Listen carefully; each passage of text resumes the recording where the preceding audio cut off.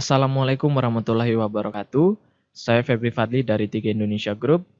Pada kesempatan ini, saya ingin membeberkan 7 fakta yang perlu Anda tahu.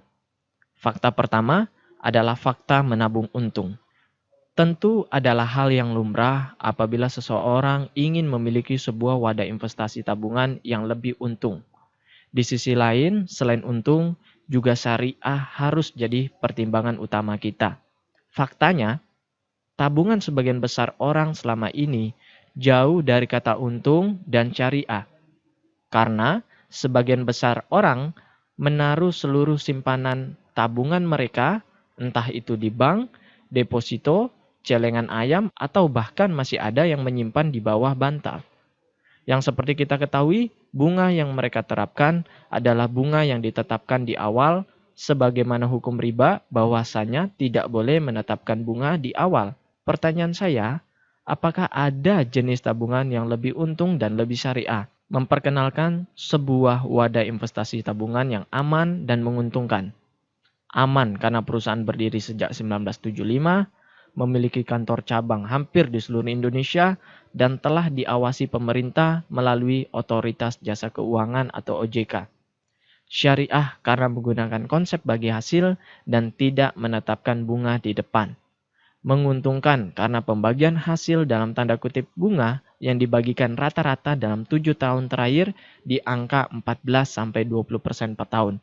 Jauh di atas bunga deposito, jauh di atas inflasi. Iya, yang saya, Anda, dan kita semua cari sudah ada di depan mata kita. Memiliki investasi tabungan yang aman, menguntungkan, dan tidak menetapkan bunga di depan. Sebagaimana yang umat muslim anjurkan.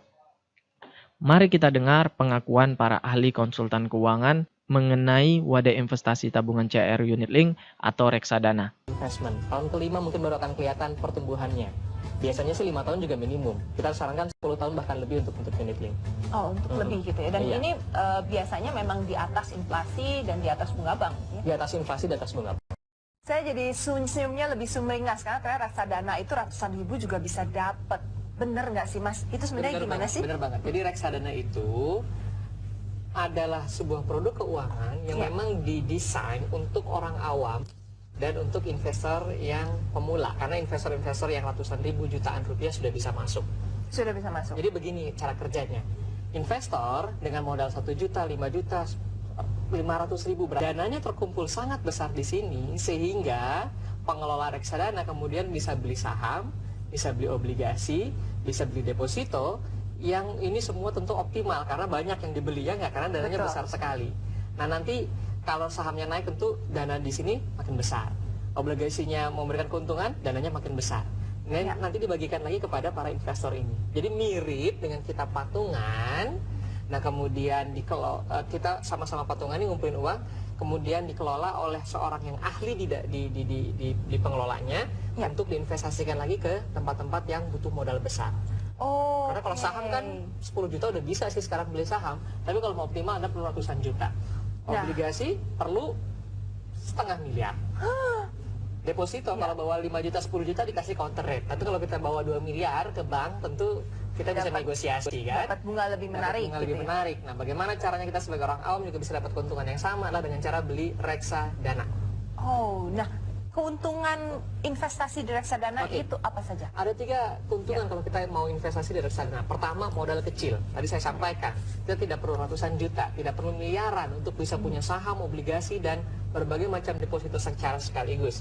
Kita cuma perlu ratusan ribu sampai jutaan rupiah, beli reksadana, dan reksadana ini kemudian akan investkan secara kolektif di produk-produk keuangan yang tadi. Nah, ini penting sekali karena kadang-kadang banyak juga yang mengatakan bahwa saya tuh nggak ngerti saham, nanti naik turun, saya masih melototin gitu angka-angkanya. Karena keuntungan nomor 2 investasi reksadana adalah dana tadi yang besar tadi dikelola secara profesional oleh tim ahli yang namanya manajer investasi. Biar mereka yang melototin angka-angkanya gitu ya. Mereka yang nentuin saham apa yang dibeli, mereka yang menentukan obligasi apa yang dibeli, karena mereka memang ahli dan kita nanti akan terima laporan saja setiap bulan. Oke, gitu caranya. kadang-kadang merasa bahwa awam saya nggak ngerti saham kapan naik, kapan turun, nanti takut rugi, taruh aja di reksadana, nanti mereka yang akan kelola. dikelola. Secara kolektif tapi secara kolektif ya.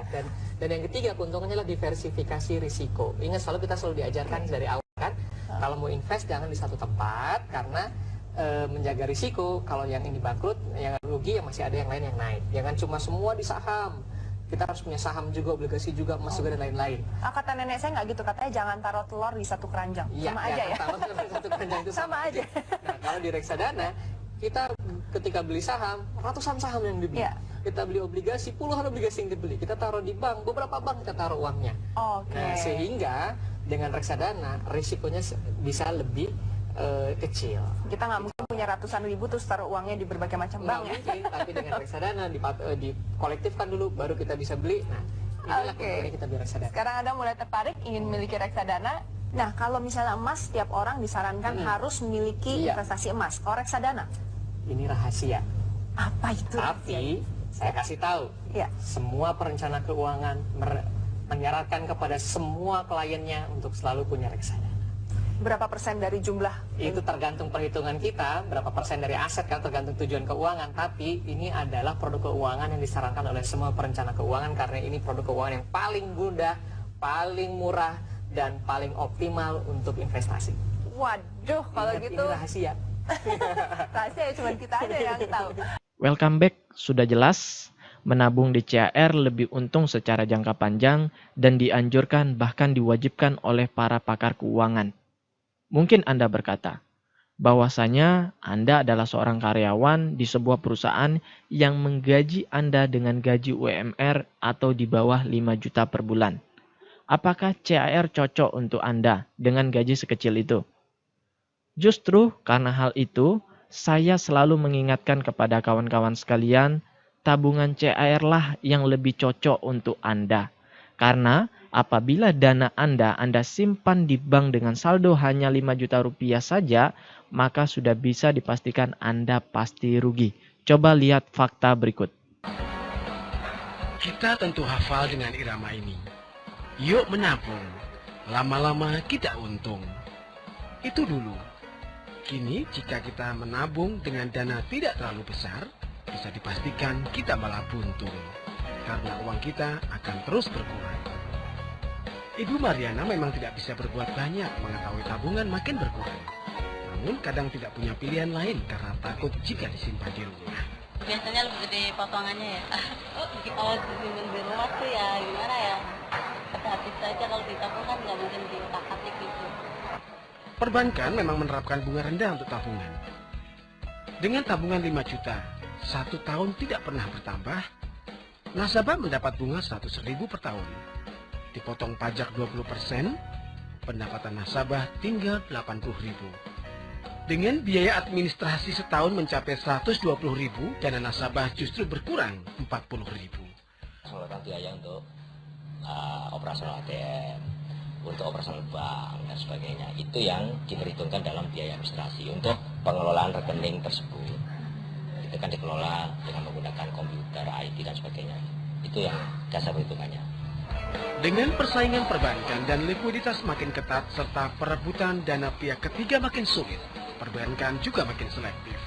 Untuk bunga tabungan, perbankan biasanya memberikan bunga tidak lebih 1,75%. Jika demikian, pencanangan ayo ke bank yang pernah digagas pemerintah sepertinya memang bukan untuk nasabah kecil. Vivi Waloyo dan Rudi Utomo melaporkan dari Jakarta. Ya, yang ingin saya katakan, tabungan ini justru dianjurkan untuk mereka yang punya tabungan atau income UMR. Karena apabila Anda menaruh uang Anda di bank konvensional pada umumnya, maka Anda sudah bisa dipastikan akan mengalami kerugian. Dalam tanda kutip, tabungan Anda tidak bertambah karena bunga, justru berkurang karena potongan atau biaya. Pertanyaan saya sekarang, berapa persen dari income Anda yang Anda tabung rutin setiap bulannya? 10%, 20%, 30%, atau lebih?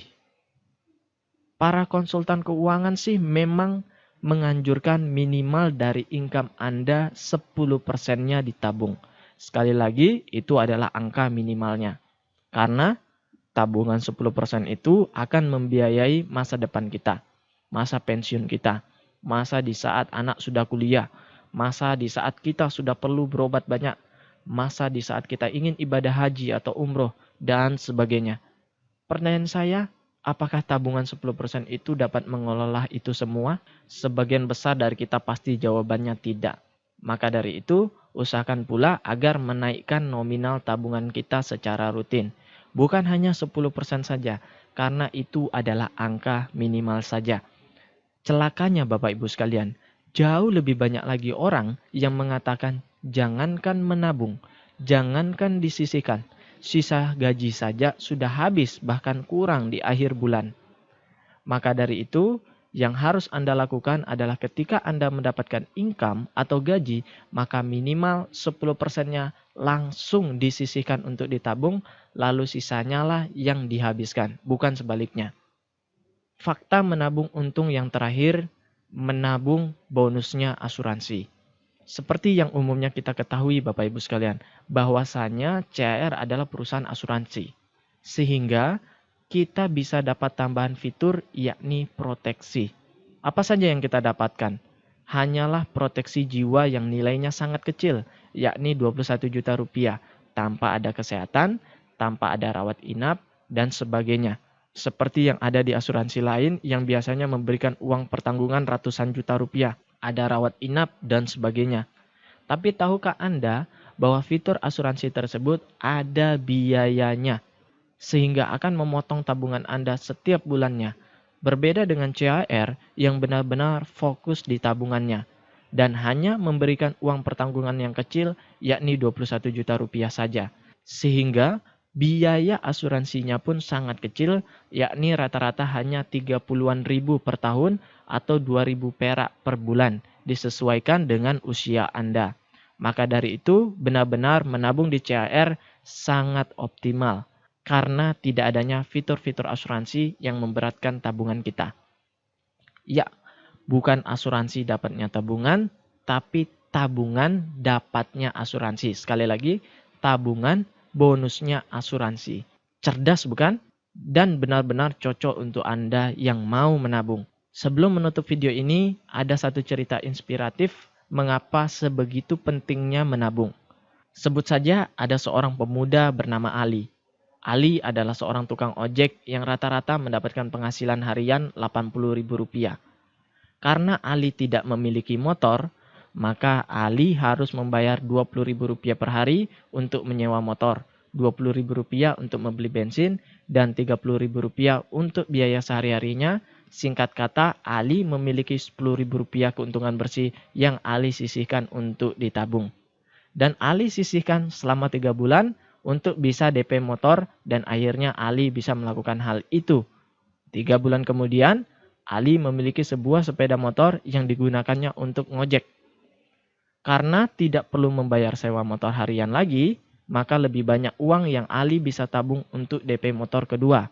Ali melakukannya hingga 2 bulan, Ali bisa membeli motor kedua dan menyewakannya Rp20.000 per hari kepada orang lain.